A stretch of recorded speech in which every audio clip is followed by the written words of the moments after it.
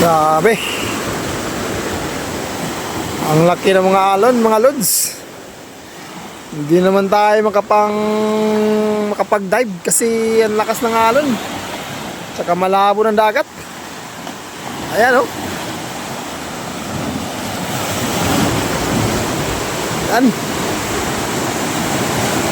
Dahil sa bagyong Owan, ang lakas ng alon.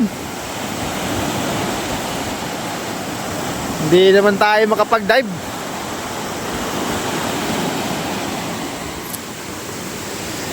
Yan. Parang kalmado na yung hangin. Yan.